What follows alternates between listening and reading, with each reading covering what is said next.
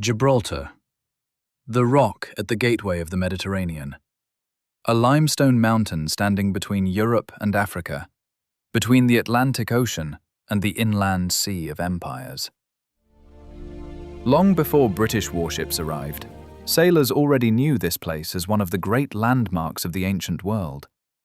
The Greeks called it one of the Pillars of Hercules. Phoenician traders passed beneath it. Roman ships sailed through the strait. Moorish armies crossed these waters in the 8th century and changed the history of Spain. For centuries, Gibraltar watched the world pass by. Merchant fleets, soldiers, explorers, pilgrims, and warships all moved through the narrow waters below the rock. Its value was simple. Whoever watched Gibraltar could watch the entrance to the Mediterranean. In 1704, during the War of the Spanish Succession, an Anglo-Dutch fleet under Admiral Sir George Rooke arrived off Gibraltar. The guns of the fleet opened fire. Smoke drifted across the bay. Cannon echoed against the cliffs.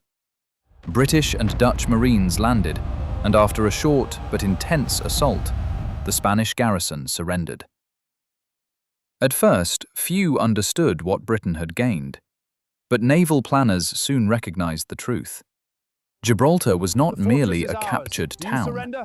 It was a key to the Mediterranean, a key to Malta, Egypt, India, and the Eastern Empire. In 1713, the Treaty of Utrecht formally ceded Gibraltar to Britain. Spain would never accept the loss. Britain would never willingly surrender it. From that moment, the rock began its transformation. Walls were strengthened, batteries were built, roads were cut into the slopes. Barracks, magazines, and gun positions appeared across the peninsula. A natural fortress was becoming a military machine. And over the next 3 centuries, Gibraltar would become one of the most remarkable strongholds in the world. A fortress, a dockyard, an airfield, a fuel station, and eventually, a hidden city beneath the mountain itself. After the Treaty of Utrecht, Britain possessed Gibraltar on paper. But possession was not security. Spain had not accepted the loss of the rock. Across the border, military planners watched and waited. Inside Gibraltar, British commanders understood that the peninsula could not simply be occupied. We watch and wait. It had to be made The Spanish are prepared, impregnable. as are we. Throughout the 18th century, engineers reshaped the rock. New batteries appeared along the shoreline. Gun positions were cut into cliffs. Barracks expanded. Storehouses and magazines were built.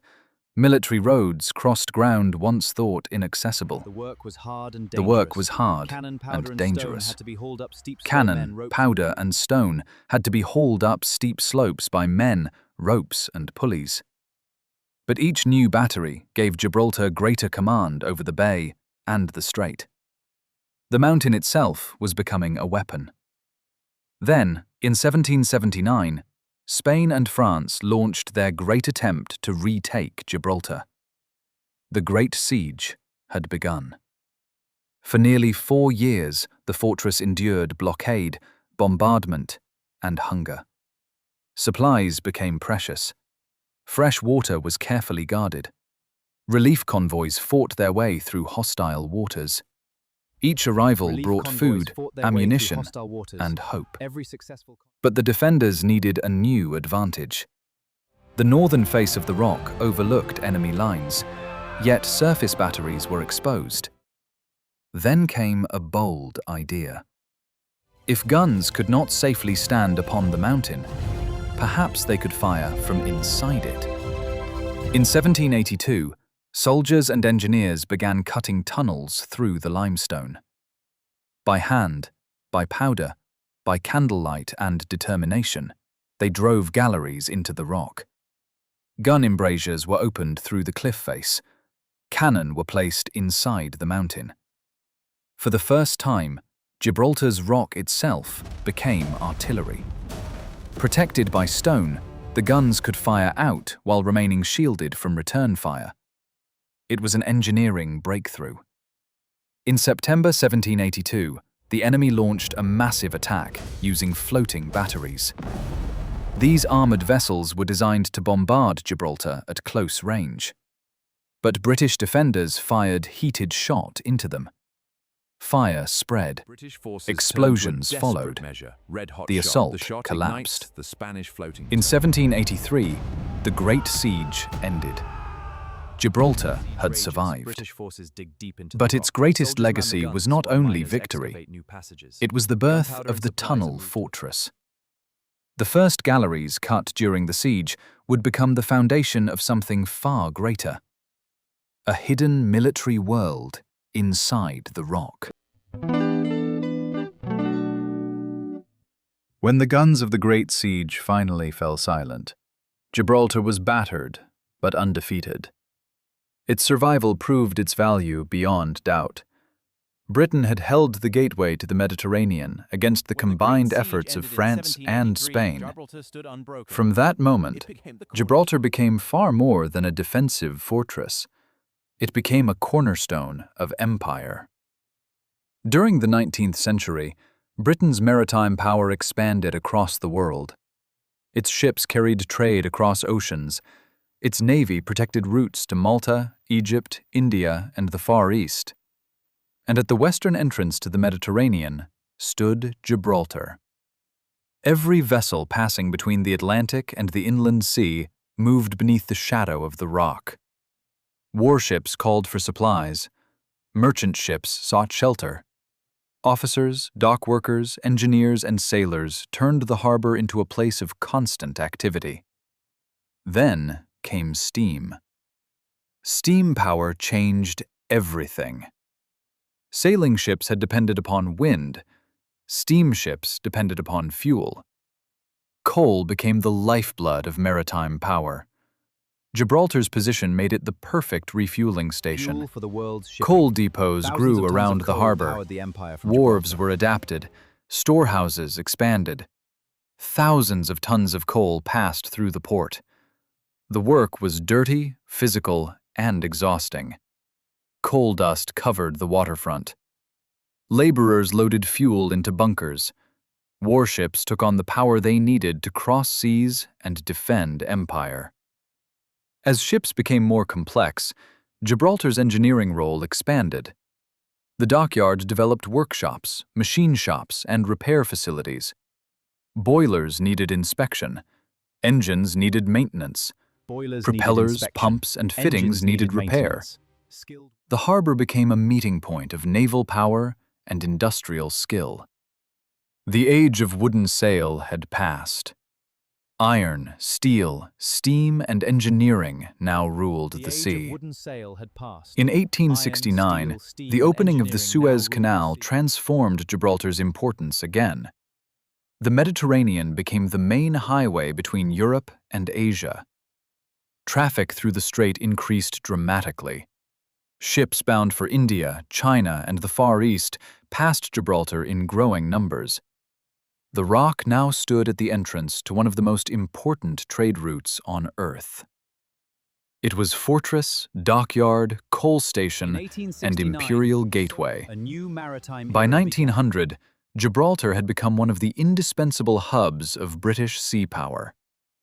But another transformation was coming. The age of coal and steam would soon give way to oil, steel battleships, and air power. The age of the dreadnought was about to begin. At the dawn of the 20th century, Gibraltar stood ready for another age of transformation. The Victorian world was fading. Naval technology was advancing at unprecedented speed. Warships were becoming larger, faster, and more heavily armed. Britain remained the world's leading naval power, but rivals were rising. In 1906, HMS Dreadnought changed naval warfare. This revolutionary battleship made older fleets obsolete almost overnight. Around the world, nations rushed to build similar ships. For Gibraltar, The implications were immediate. The harbor and dockyard had to support vessels larger than anything previously imagined. Dry docks needed expansion. Berths needed deepening. Workshops Gibraltar needed modern prepares for machinery. the dreadnought age. The Admiralty Building a invested dockyard heavily. for giants. Massive engineering works reshaped the naval base. Repair facilities were modernized. Heavy equipment was installed. Dockyard workers prepared Gibraltar for the age of modern fleet warfare. At the same time, another revolution was underway. Coal was being replaced by oil. Oil-powered ships could travel further and operate more efficiently. But they required new infrastructure. Fuel tanks, pumping systems, pipelines, and refueling points were built across Gibraltar. The Rock adapted again. When the First World War began in 1914, Gibraltar's importance was immediately clear. Royal Navy vessels moved constantly through the strait. Convoys passed between the Atlantic and Mediterranean. Troops, supplies, and equipment flowed through the harbor. Although far from the trenches of France and Belgium, Gibraltar was part of the machinery of war. Its dockyard repaired ships.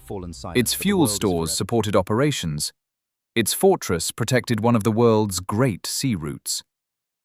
After the war, the world changed again. Aircraft had proven their military value. Future conflicts would not be fought only at sea. They would also be fought in the air. During the 1920s and 1930s, Gibraltar modernized. Coastal defenses were upgraded, fuel storage expanded, communications improved. Military planners studied the threat of air attack. Gibraltar needed an airfield, but space was scarce.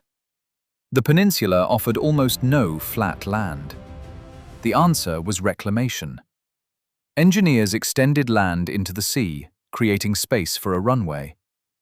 As Europe moved closer to war, the first stages of RAF Gibraltar took shape. But the airfield was only part of the coming transformation. Military planners remembered the great siege tunnels. They remembered the protection offered by the mountain.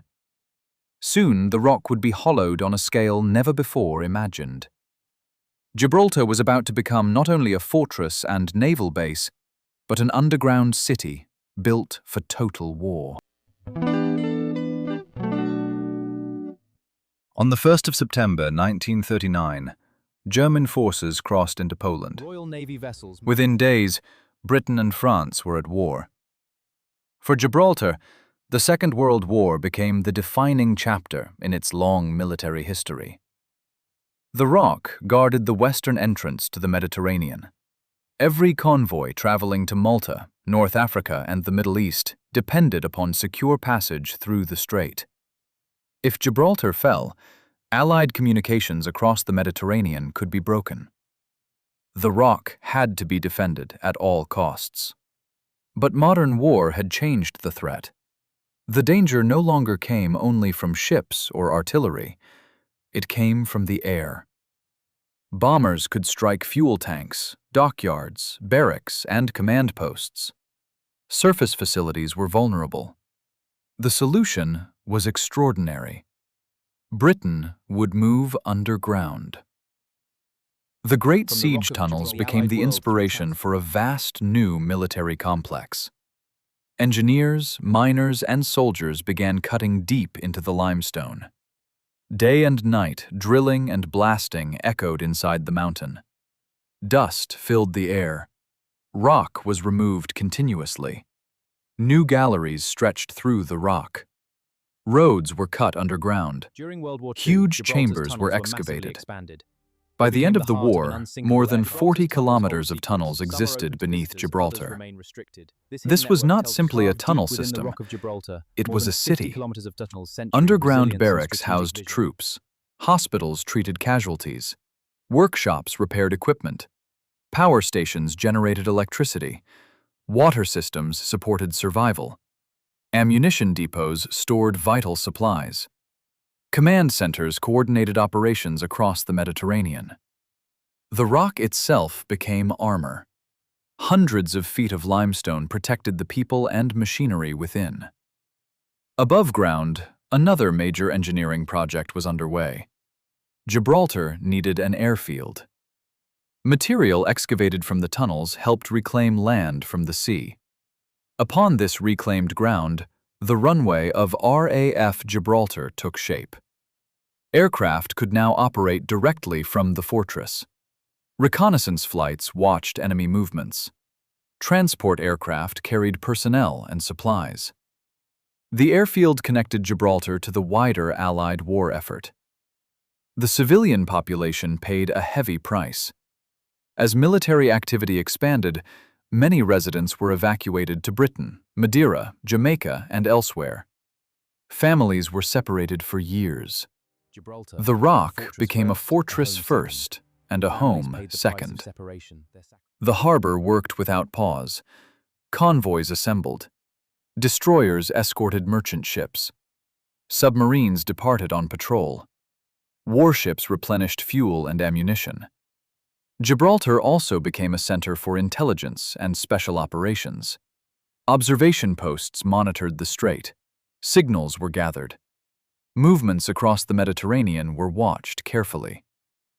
In November 1942, Operation Torch brought Gibraltar to the center of Allied strategy.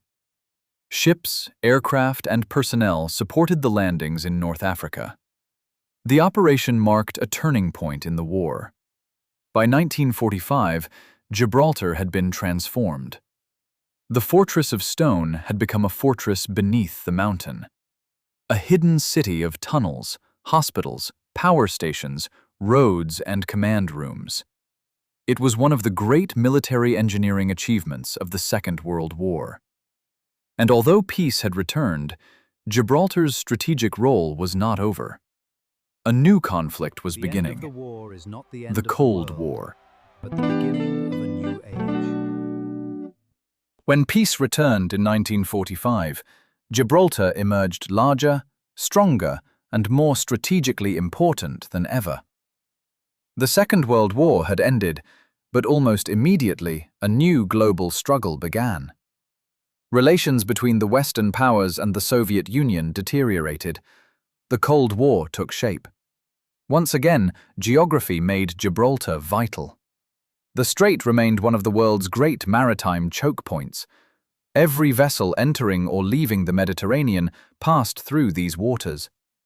For NATO planners, Gibraltar was still a gateway that had to be watched and protected. The Royal Navy retained a strong presence. Dockyard facilities were modernized. Fuel systems were improved. Pipelines, pumps, and storage tanks supported modern fleets. Destroyers, frigates, aircraft carriers, and support ships continued to pass through the harbor. Beneath the sea, another strategic reality emerged. Submarines became central to Cold War planning. They gathered intelligence, carried weapons, and watched the movements of rival fleets. Gibraltar's position made it an important support point for submarine operations between the Atlantic and Mediterranean. The underground city also remained important.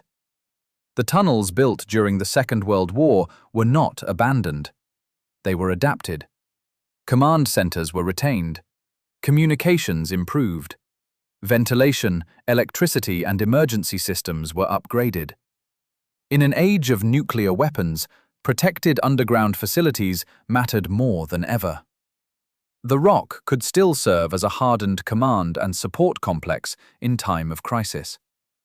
Gibraltar also became a watchtower for intelligence. Naval movements through the strait were monitored.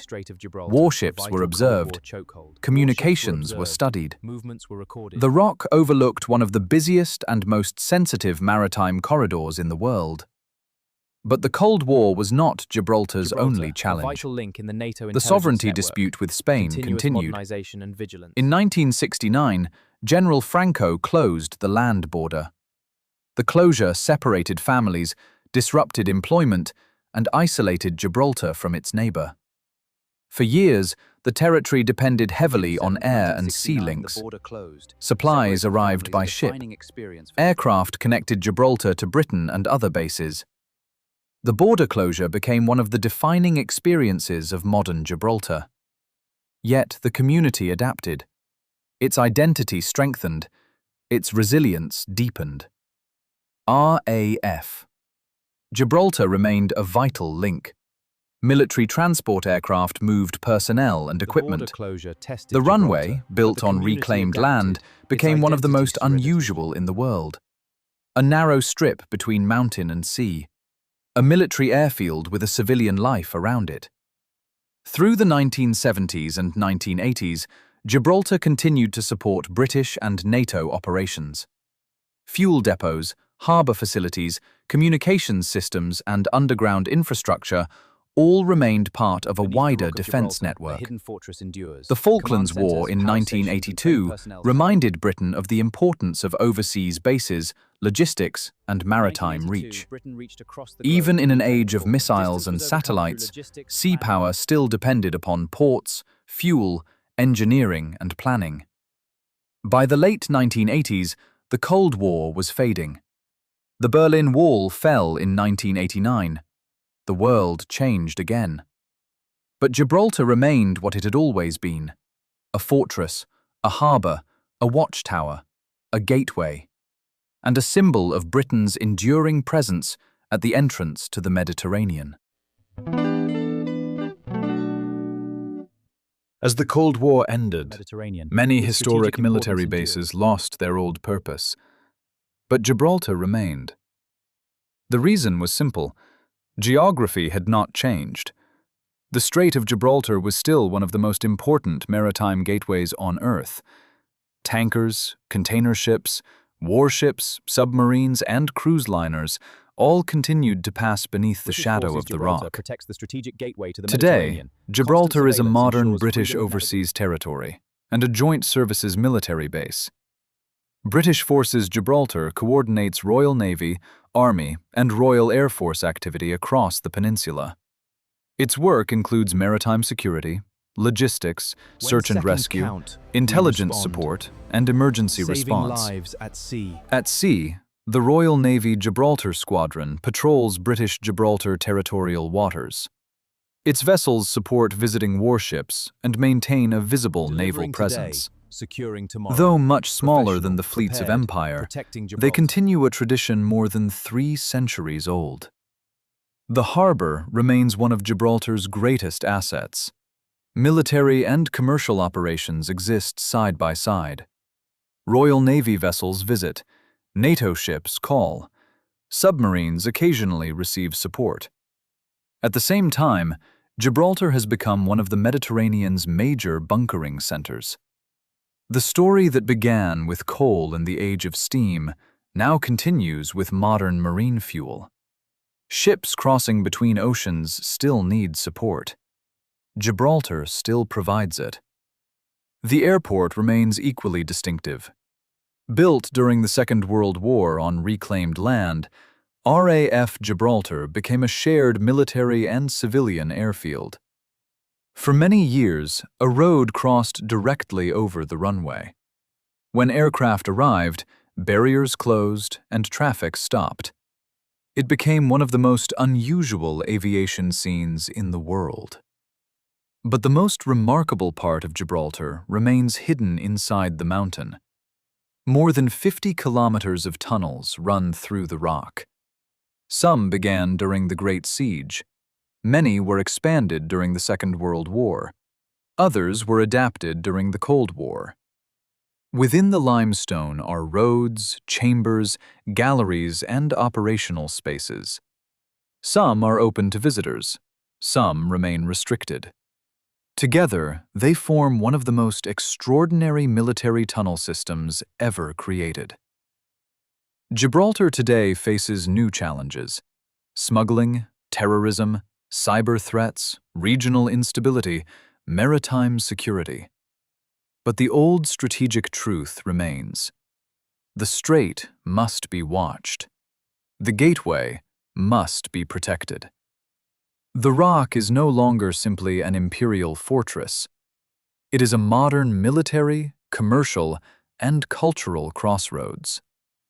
Tourists walk through tunnels once built for war. Aircraft land beside the sea. Ships refuel in the bay. naval patrols continue. And high above it all, the rock still watches the passage between continents. Gibraltar's story is one of adaptation. A natural fortress became a British stronghold. A stronghold became a naval base. A naval base became an underground city. An underground city became a modern strategic hub. Empires have risen and fallen. Warships have changed from sail to steam, from coal to oil, from guns to guided missiles. Aircraft replaced signal flags. Satellites replaced lookout towers. Yet Gibraltar remains, a sentinel between Europe and Africa, a fortress between oceans, a mountain transformed by 3 centuries of military engineering, naval power, and human determination. This has been PhotoART History, Urban Heritage Stories, produced by David A. Lawton. Thank you for watching. Gibraltar. A mountain between continents. A fortress between oceans. A gateway where history, engineering, sea power, and human determination have met for more than 300 years. From the guns of 1704 to the tunnels of the Great Siege, from Victorian dockyards to wartime convoys, Cold War bunkers, and the modern harbour beneath the rock, Gibraltar remains a sentinel at the entrance to the Mediterranean. If you have enjoyed this PhotoART history story, please subscribe to the channel, like the film, and share it with anyone who loves heritage, engineering, aviation, naval history, and the places that shaped our world. More stories are coming soon. More forgotten places, more remarkable people, more history brought back to life. PhotoART History, Urban Heritage Stories. Produced by David A. Lawton. Thank you for watching.